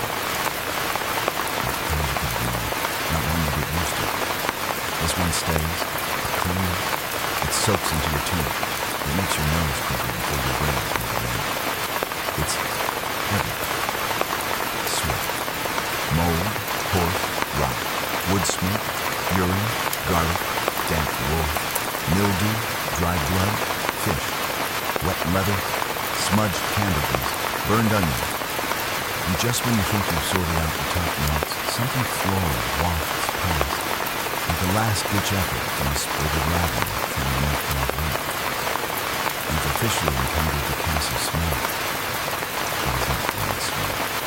It is a symphony, but instead of instruments, it's played by bodily fluids and by ventilation.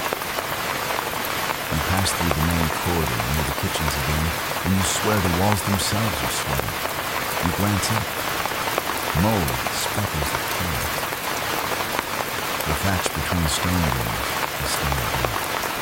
A rat scurries overhead on the beam like it's doing laps. You duck into a side passage that leads toward the servants' corridor. It's narrower and more private, rarely swept. And somehow lit. Someone must have spilled fish stew here last night. Your boots squish slightly. You try not to think about it. And then the wind shifts. You smell something you shouldn't. Something burnt. You spin. No fire. No smoke.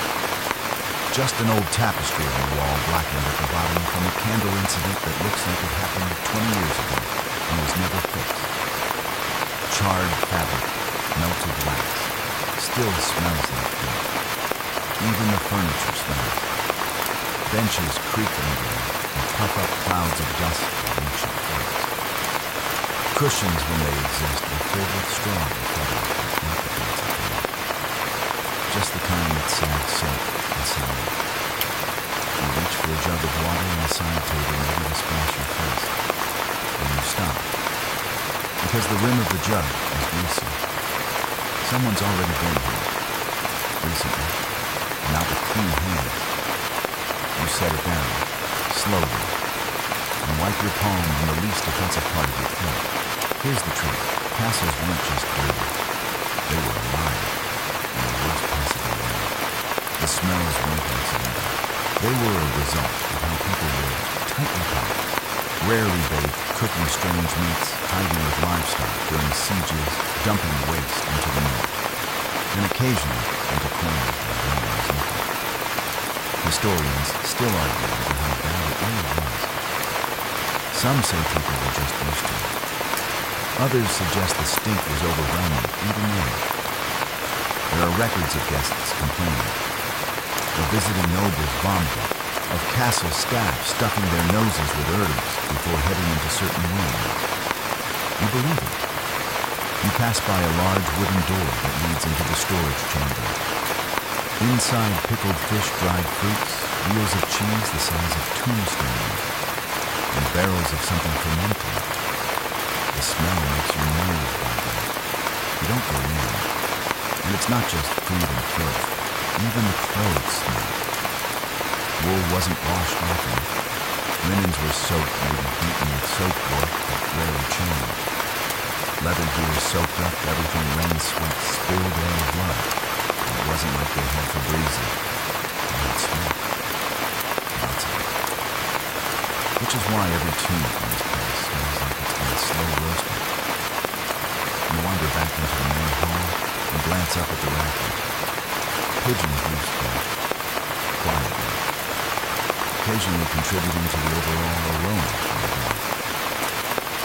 A gust of wind pushes through the window slit. It's the first clean breath you've had in an hour. No hair deeply. And then immediately regret it, because it brought with it a waft of latrine steam from the guardian tower. You turn to leave the hall, but your foot slips slightly on a patch of something that might have once been stewed. You don't fall, but you do slide for half a second. And during that moment, you see your life flash before your eyes. And it smells terrible. Because in a castle, you don't just live with smell. You wear it. You breathe it. You become it. And someday, months after you've left, someone will pick up your old cloak from that storage chest and ask, "What on earth is that?" And the answer will be simple. You find a bench by a narrow window and slump down, trying to will your nose back into submission. Outside, the wind is blowing flags, fluttering in distant towers. Inside, the air clings to your skin like soup made from bad decisions. You close your eyes, just for a moment. And then someone coughs. You open one eye. The sound came from down the hallway. Light, persistent, familiar.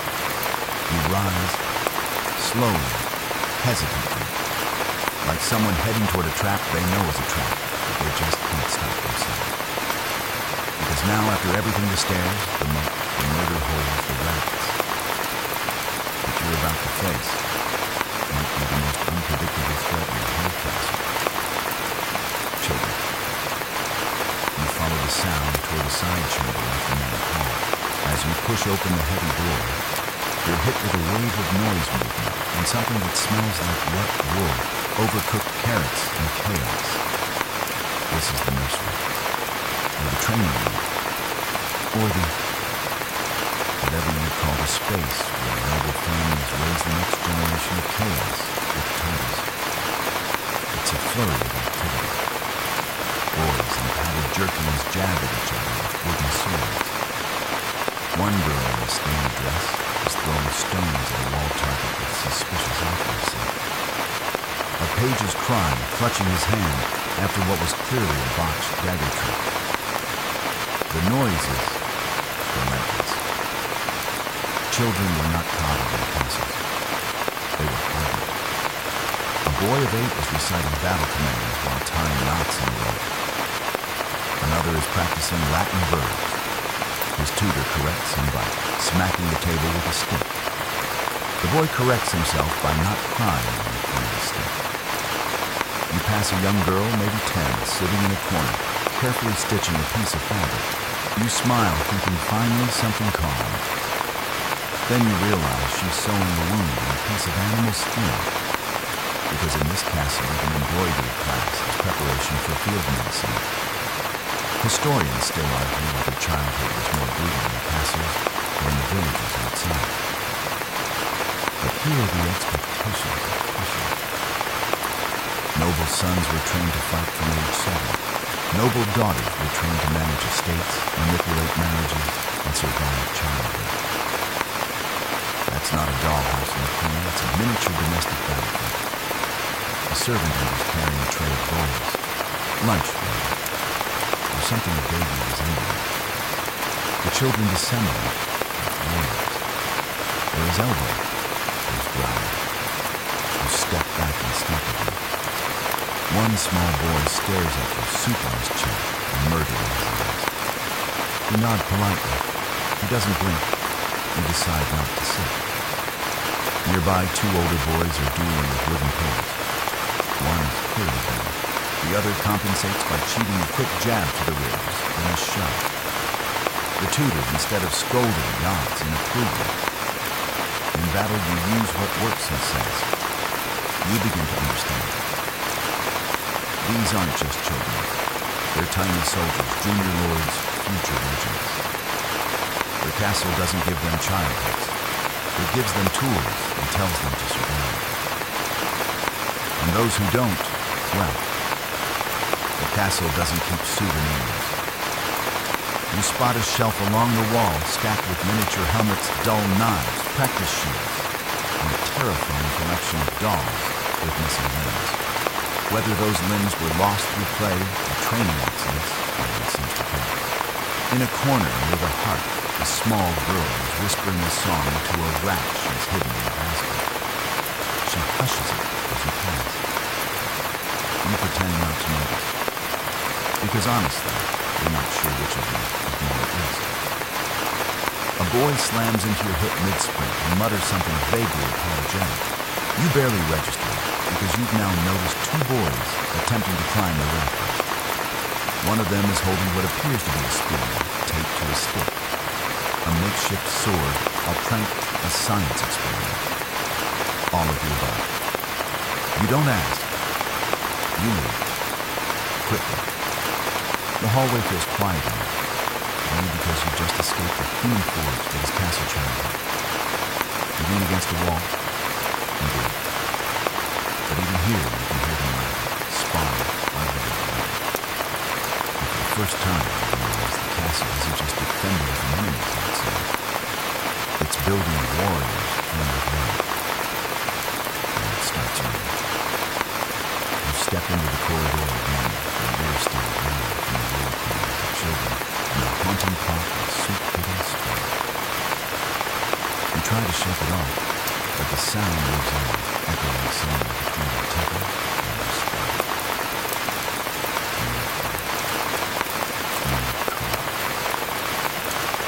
What's the phrase? Yes, you know it to yourself. So you find a narrow stairwell tucked behind a wooden screen and follow it. The steps creak, the air grows thinner, and eventually you reach a wooden trapdoor. You push it open. You emerge into a small, circular room near the top of the turret. Stone walls curve gently around it. A single slit window lets in the breeze. And blessedly, there's no one here. You exhale, finally. And then you realize you can hear it. The walls may be thick, but the sounds climb just as easily as you do. Below from the courtyard, there's a rhythmic clatter of hooves. Horses, stomping, training drills, metal on metal sword to shield. Someone yells, "Hold the line," in a voice that is definitely too enthusiastic for the hour. From deeper inside the castle, you hear pots clanging in the kitchen, the guttural bark of a cook yelling about burnt porridge, and a loud crash, followed by what you assume is a falling ladle and someone's dignity. And above it all, the bells. There's one for prayer, one for the changing of the guard, one for meals, one for the gate is open and get off the drawbridge, one for fire, and one apparently for the pigs and loose again. It's a symphony of chaos, and there's no escaping it. Castles weren't quiet places. They weren't meant to be. They were cities in miniature, always alive, always moving. Even in their smallest corners, something creaked, something scraped, something screamed. You look out through the window slit. It's small, maybe 6 inches wide, but it frames the world below, like a living painting. The wind shakes. You hear dogs bark. Not one. No. Somewhere near the camp. They're barking in chorus at something no one else can see. You assume it's either a squirrel or the ghost of a tax collector. You rest your head against the cool stone. And then someone starts singing. Not beautifully, not melodically, but confidently. It's a falsetto echoing up the stairwell like a goat attempting opera. You recognize the voice, it's one of the squires. He does this, apparently every day. Someone tried to stop him once. It didn't work. Now he has friends. The singing is soon joined by drumming. Unintentional drumming. Someone dropped a crate of nails down a flight of stairs. You wince. You retreat from your tower hideaway and descend back toward the main hall, wondering how did anyone sleep through this. is simple. They didn't. Sleep in a castle was not a peaceful, luxurious affair. It was a war of interrupted naps. You shared space with family servants, soldiers, animals. People snored, dogs barked, wind howled through cracks, doors banged in the night, candles flickered and died. A rat might walk across your chest, and you just roll over and thank it for being warm. Historians still debate whether the average medieval person was chronically sleep-deprived. Judging by this place, absolutely. And if you wanted privacy, you didn't get it. If you wanted silence, you got goat song and toenail clippings by the heart. Even the castle silence had noise. That heavy kind. The kind that said someone is listening. You make your way into the great hall once more. You hear the fire crackle, the benches creak. Someone coughs again, wet, tired, familiar. A door slams, and for a heartbeat, it's almost quiet. And that's the scariest sound of all.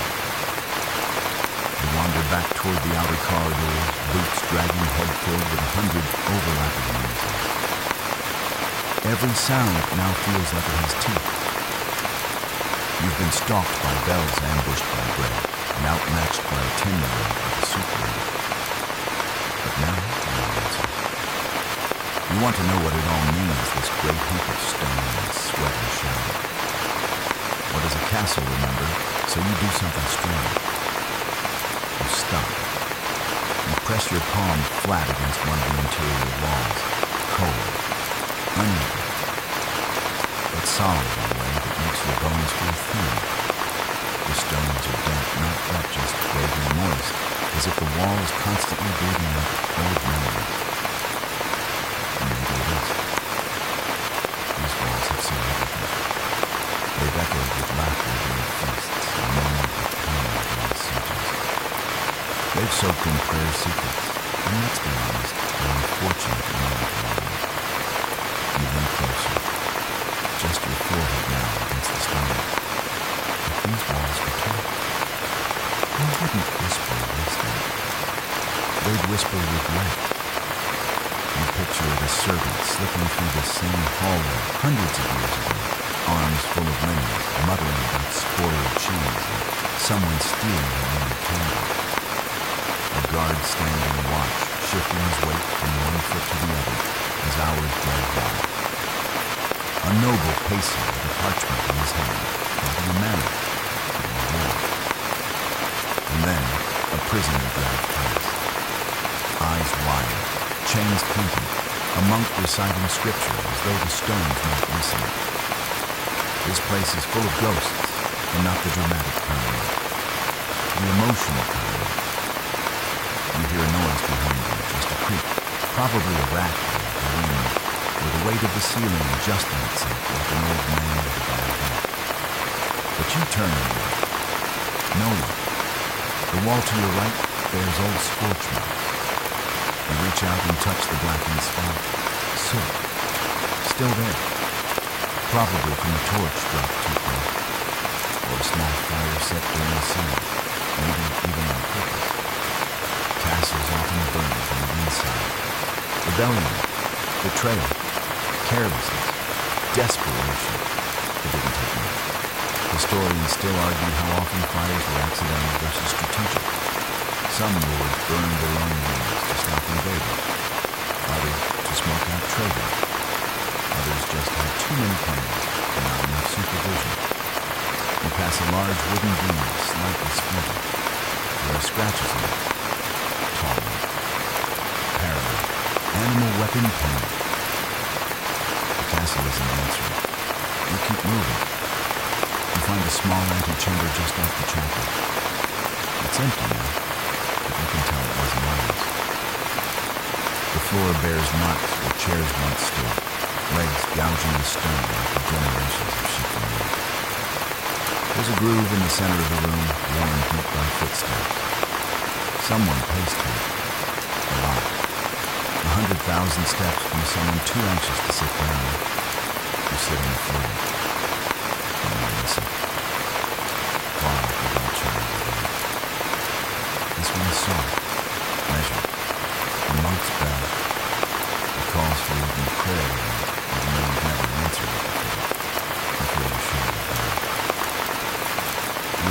other servants pausing their work nights, setting down practice swords, equipped with rifle and hands in the land. The castle breathes again, not calmly, but deeply. On the walls they exhale just enough to remind you of everything. The victories, the betrayal, the boiling oil, the child crying in the hallway when no one's listening.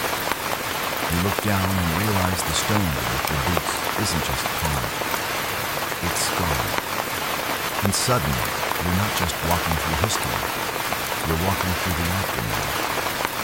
You rise slowly, brushing stone dust from your cloak, and step back into the corridor. The castle is quieter now, at least on the surface.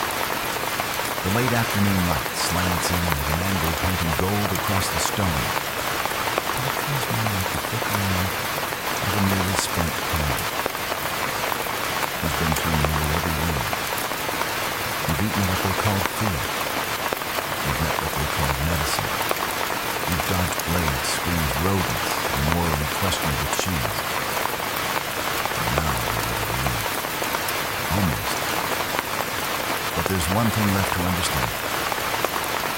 Why does this place feel impossible to escape?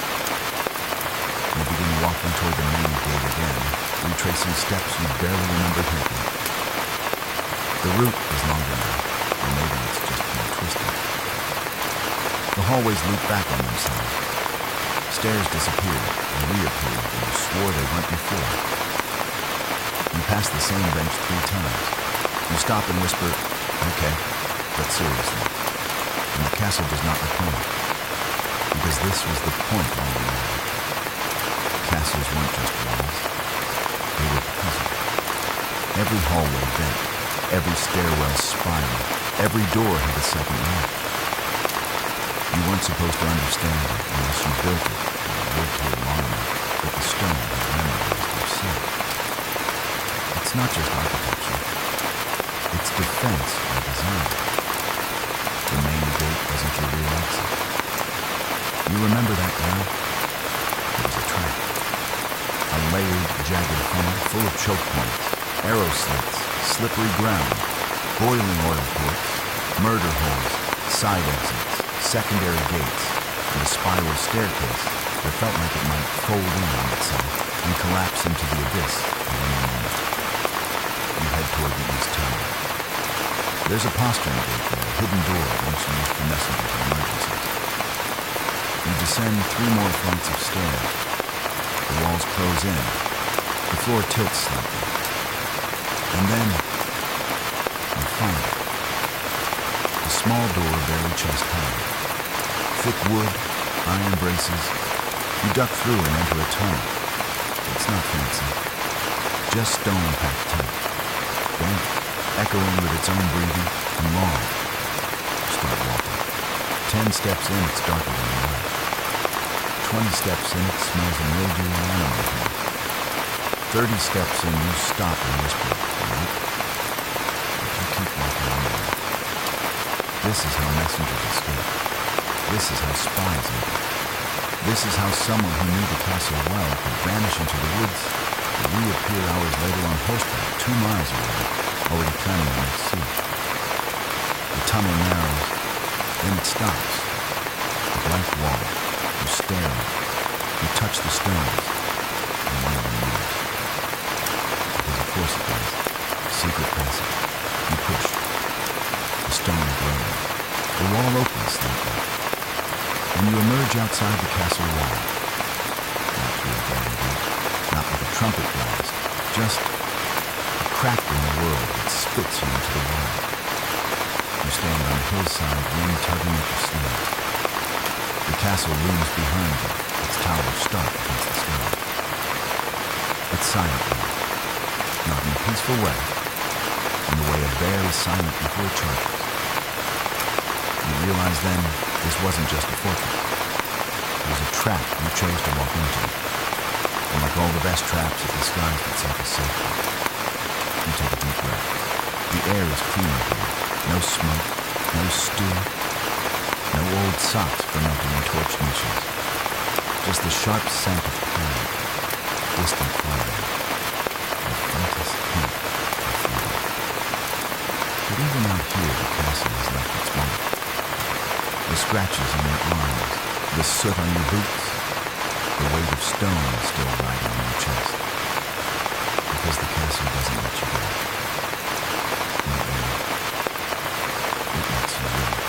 But it keeps the part of you that stared into its walls and asked, "Is this all there is?" And the castle in its quiet way answered yes, and worse. You descend the hillside, turning your back on the towers at last, but the castle still follows. Not physically, of course. It's not that kind of ghost. It lingers in your muscles and your ears, in the way you now instinctively glance up at every window, embrace your shoulders slightly at every turn of the corridor. And as you reach the edge of the lights, you pause, because the sun is dipping low behind the battlements, and in that fading light, the castle doesn't look terrifying. It looks majestic, beautiful. You squint, almost afraid. How can something that tried to kill you so often still look like it belongs in a fairy tale easy? Because castles are wild. They were built to impress and intimidate at the same time, to tell passing peasants, lively lords, and curious travelers, here lies power. Here lies safety. Here lies control. But you know better now. You walk along the outer path, tracing the base of the wall. It's taller than you remember. The bricks are uneven, some chipped, some blackened. You count at least 3 distinct types of stone, probably due to repair, or fire, or both. Then you spot something strange. A crack in the foundation, thin, jagged, running like a scar between 2 cornerstones. And you touch it, it's deep, deeper than it should be. Because even castles break. They aren't invincible. Not really. Storms wear them down. Wars chip away at them. Time hollows out their bones. And sometimes they collapse not from cannonballs or dragons, but from the weight of their own design. Historians still debate which siege brought down which castle, whether it was betrayal from within or fire from without, whether the final blow came from a trebuchet or treaty. But here's the thing, they all agree on it. Eventually, every castle falls. It's a matter of when, not if. You keep walking. You pass the outer moat, just a dry ditch, now choked with brambles. The drawbridge creaks in the distance. It's still intact somehow. But the wood is soft with rot. You wouldn't trust it to hold a sheep, let alone a retreating army. You pass a broken guard-post, long abandoned. You pass the ruins of what might have once been a garden and a tangle of thorns. You forget the rest. And finally, you reach the back gate. Small, iron, locked. But there's a hole in the wall beside it. A real mistake. Strategic. Clever. Just erosion. A crack. You push through. You're out. Fully.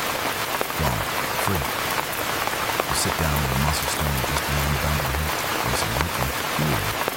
But from the sudden realization that you've been inside that place for far too long. Your clothes smell like smoke. Your skin itches with phantom fevers. Your brain still catalogs every corridor like you might be summoned back at any moment. Because even when you escape a castle, you carry part of it with you. Every trick it played, every lie it told, every cracked stair, every twisted hallway, every inch of it whispering, "You're safe here. You're important. You're protected. You're not. You're never alone." And now finally you're on the other side of the wall. You exhale. The breeze hits your face. Bird song flits through the air like an apology. You smile just a little. Because now you know the truth about castles. They weren't built to protect you. They were built to trap you in a story where stone is power. Fear is structure. And escape is another part of the blueprint. The woods thicken as you walk, tree limbs reaching overhead, like arms, trying to welcome you, or maybe just block your path, depending on your Birds call in bursts, squirrels dart under brambles, and the scent of moss and pine hits your nose, like the world apologizing for everything you just endured. You should be raised. You should feel free, but you keep looking back, because the castle is still watching. You can't see it anymore, not fully, but its towers peep through the treetops like quiet sentinels. And somewhere in your chest, that tight feeling hasn't left. You sit on a stump, resting, listening. And that's when it hits you for all its size, for all its stone and power and means, the castle never really lived. It consumed. It pulled people and noble servants, soldiers, children, and swallowed their days for sleep and peace. It turned them into parts of itself. The gatekeeper, the cook, the page, the ghost. You reach into your satchel and pull out something you barely remember grabbing earlier. A stone, just a small one, picked up near the old chapel. Smooth and handled. Looks like nothing, but it's part of the castle. And now it's here with you in the quiet. You turn it over in your hand, find the trace in the air. Even out here in the freedom of the trees, the castle still has its fingers in the air. Its traps weren't just built from walls and portcullises. They were built from expectation. The expectation that home meant stone, that power meant fear, that discomfort was the cost of safety. You've walked those halls. You've felt the cold of its rooms and the heat of its kitchens. You've breathed its mold, dodged its rats, and been seismic in its 10-year-olds with wooden weapons. And now you ask yourself, what did any of it do for it? Yes, it protected itself. Yes, it impressed me. But at what cost you stand again? The stump creaks under you. Your legs are sore, your cloak is torn, and your hair smells like 40 different kinds of fire. And still part of me wants to go back. Not because it was good, but because it was familiar, and that's the real trap. Castles convinced people they were lucky to be inside, even as the ceilings leaked, the food rotted, and the walls closed in. They whispered, "You're safer here. You're important here. You matter here." Even as you felt yourself fading inside them. Even as you forgot that sunlight really looked like it. Even as you forgot how to breathe quietly. You walk farther now down the slope past the brook. You drink from it. It tastes alive. There are no iron tangs, no wood smoke, backwaters, no echoes of surface hands. You keep walking. Birds begin to fly. The road ahead is rough, muddy, root-choked little lanes. But it doesn't try to trick you. It doesn't narrow to force you forward. It doesn't loop back to where you started. It doesn't ask you to prove your loyalty with scalding sand and dark staircases. It just leads. And so you follow. The castle fades behind the trees. But the lessons, the scars, the weight in your bones, they stay. You carry the memory of that stone ladder. You carry the sounds, the smells, the heat. But most of all, you carry the truth. That castles weren't homes.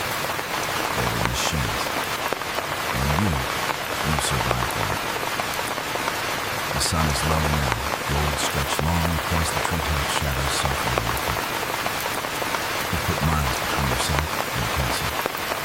And the forest is going quiet around you. Like gorgeous. Gentle. Like it's allowing you this final part of the day, in peace. And still the castle walks behind your eyes. You picture it again, not in detail now, but in sensation. The way the stairwells twisted like they had secrets. The sudden slam of the door without warning. The endless clanging, clattering coughing that filled every stone inch. The smell, that ever-present pungent perfume of human survival in tight, damp places. And you know no matter how far you go, you're never entirely free. Because castles were never just places. They were systems. You were born into them, or bound to them. You owed them service, owed them rent, owed them your silence when the Lord walked past with a frown and blood on his boots. Even now, out here among the trees, an open sky part of you still flinches when you hear the creaking of it. The castle taught me that any sound might be danger. That comfort is always temporary, but freedom is only real when it's earned. And then you spot it just up ahead. You clear it. You step into it carefully, like stepping into sacred ground. A circle of soft grass lined by birch and pine. The sun spills in, and for the first time all day, you feel your shoulders drop, your lungs expand, your fists unclench. You sit. You breathe. No stone underfoot. No wall at the back. No watching eyes. You reach into your pocket and pull out the stone again. Still cool. Still rough. Still real. You place it in the grass beside you, not to bury it, but to leave it. Let the forest take it. Let it forget. And maybe in doing so, you'll begin to forget too. But the lessons, the warnings, but the weight, the heaviness that came with every dark hallway and twisting stair, with every bite of fear disguised as food, with every room that had more ghosts than windows. The castle didn't break you, but it changed you. Now as dusk gathers gently around the clearing, you lean back into the grass. The breeze lifts through the trees. Somewhere, an owl calls.